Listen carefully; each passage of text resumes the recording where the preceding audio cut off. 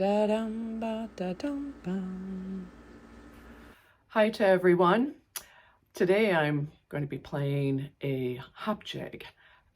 This tune is called The Vanishing Point, and I had a request from Carrie, one of our patrons, to give this one a whirl and talk a little bit about how it goes from the page to the instrument, or how to maybe sight read this, maybe also talk a little bit about bowing, and yes, and just about hop jigs in general. So first I'll play the tune. I'm going to lower this down because I'm always off camera with my fiddle, it seems. So hopefully I'll stay in place here. You'll have the fiddle and the bow, and here's the tune.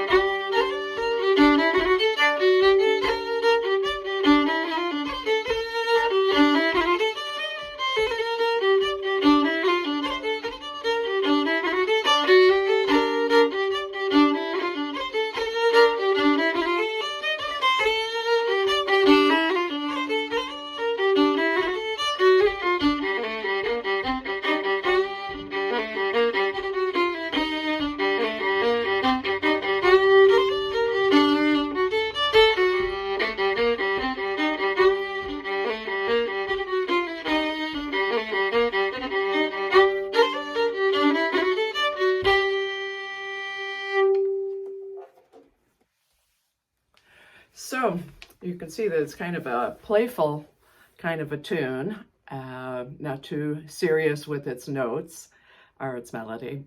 It is called a hop jig, and while it's written in 9/8, some of the dottedness of regular style of slip jig kind of goes out of it, and yeah, I think the best way to is just to kind of show this. So at the beginning of this, the first measure is going, there's my lead-in note, sorry, but if I start with this B flat,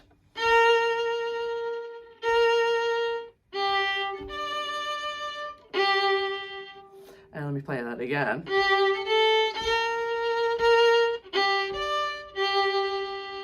So it's kind of written like that. But mostly when I'm playing things that are hop jigs, I kind of take the dot out of the music, so that that first note could almost be considered like a quarter note instead of a dotted quarter note. The next two could be like eighth notes, and the next two could be eighth notes. So when it's written, it's kind of doing like a jig, like a slip jig. Dot a quarter note to eighth note, and quarter note to eighth note. So indeed, if I went and played this like a slip jig that you would play for a dancing competition, I probably would play this tune like this.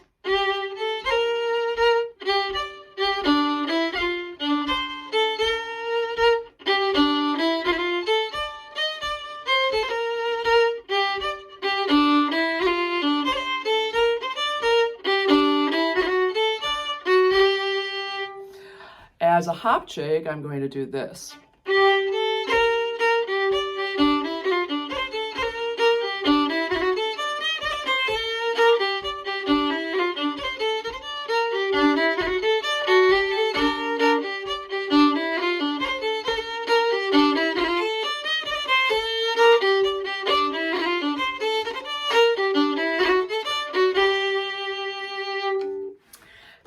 see that even as I'm going along there, I start to get a little bit playful with that idea that some things could be more dotted and some things could be less dotted and just kind of smooth.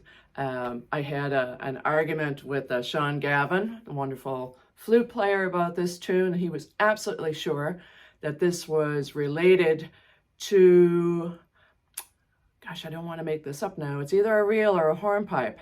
And I was absolutely adamant that it was in the jig world and related to the slip jig. And we went back and forth. I did not give up my position, you'll be glad to know, but he didn't either. So very funny. But I could see how when it takes off all of the dottedness, yeah, you might start to think it could be in the real area. But as a former dancer, and I mean way former, at least knowing how to dance the first step of the reel, wouldn't work. So yeah, try it yourselves for any of you dancers out there. So let me get into talking about the bowing. So more than anything else, this bowing tends to be a reflection of how I'm feeling about the tune and what notes I want to push together. So the whole tune, first of all, could be played. I'm cutting off my head here, but this is better. You'll see the fiddle.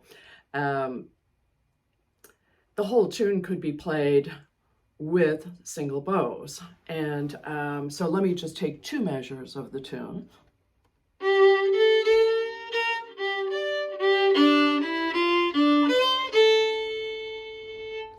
So what I'm doing is kind of just finessing the length of these notes to reflect, well, let's see what I'm reflecting.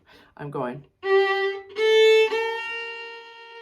So even with the entrance, I kind of want the A, eighth note before the downbeat, to push into the B flat. So I'm going. I want these to be separate. So I'm going.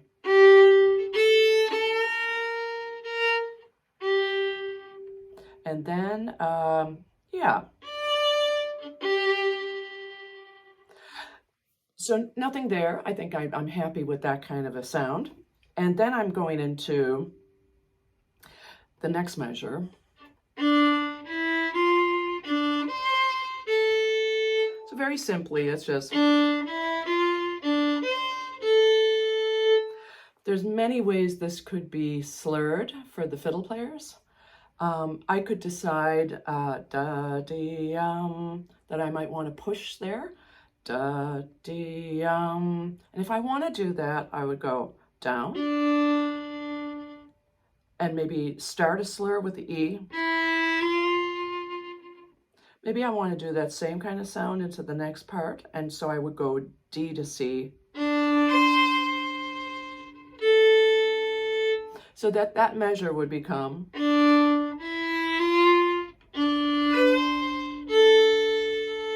So I think it makes sense. There's two slurs there of two notes.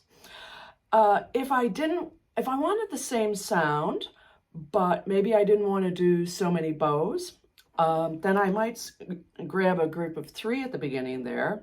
Now I would not push into the E, but I would be quiet with that, but then I would push. So it would go.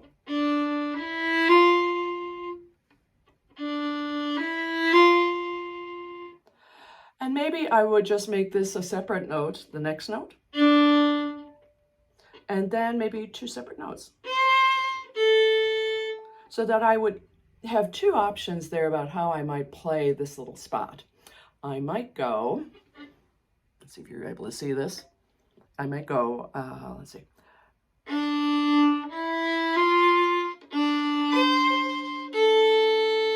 So going from the beginning when I get there, let's say I did separate bows until I get there.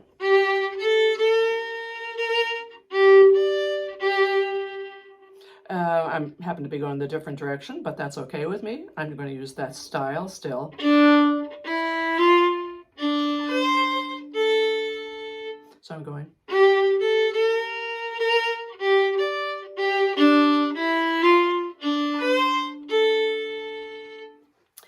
the group of three, if I employ that in that spot instead of those two groups of two, I would go like this.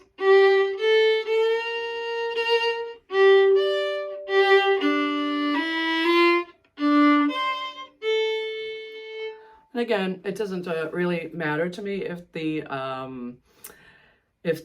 bow is reversed there. I could always do a slur a little earlier on so that I could get it the direction that I wanted it to go, which is also an interesting thing. I mean, how do you get good at going these different directions, and how do you have a say in what's happening? Sometimes I will just tell myself, I think I want the first note of every measure to start on a down bow. And then I can just give myself that challenge.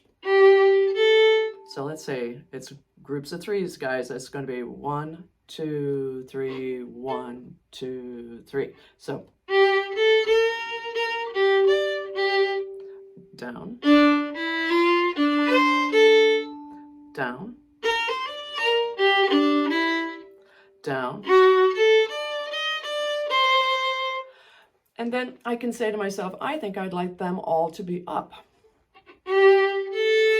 Up. Up. Up. Up. So I'm kind of employing, yeah, it's still sounding like the same kind of feel, right? So I have a feeling that anybody that would play this tune would probably, oh, let me get rid of this, would probably have their own ideas about, oh, let me get rid of that too, would have their own ideas about how they want this to sound. So again, I'm following my instincts. I've played lots and lots and lots of hop jigs. I've played lots and lots of slip jigs, played lots and lots of tunes. And you're telling yourself, dum, dee, dum, dum, dum, dee, maybe this will be a slur. Dee, da, da, da, dum, da, dum, da, da, dee. I could even go,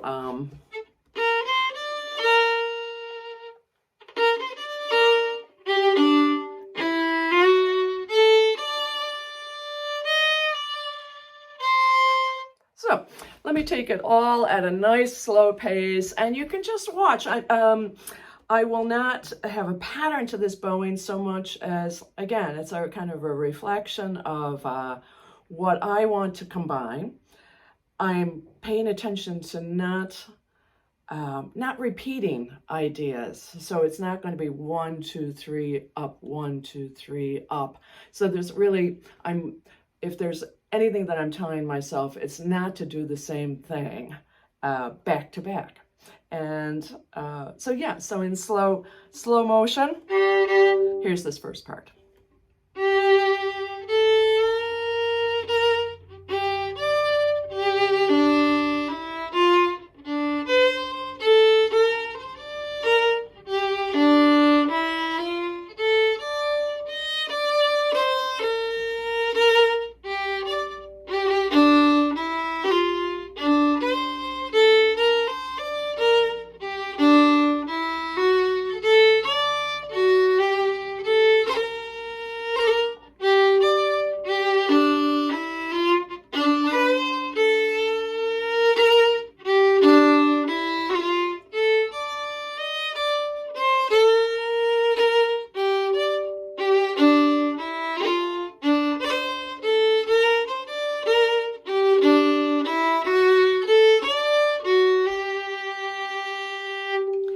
And now I might play the second part while I'm at it, nice and slow pace. I'm doing a few little grace notes just because I love doing them. I don't think I've put too much thought into what is really super effective, but you could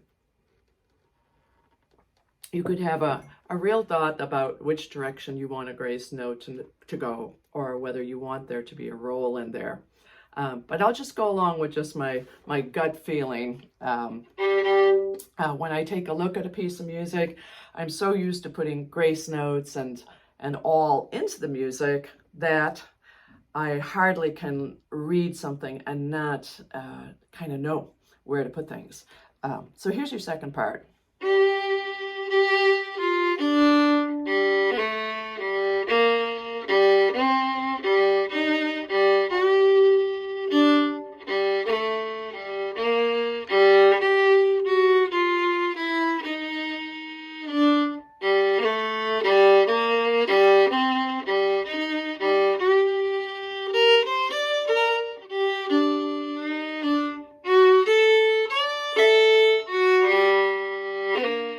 And maybe I'll go.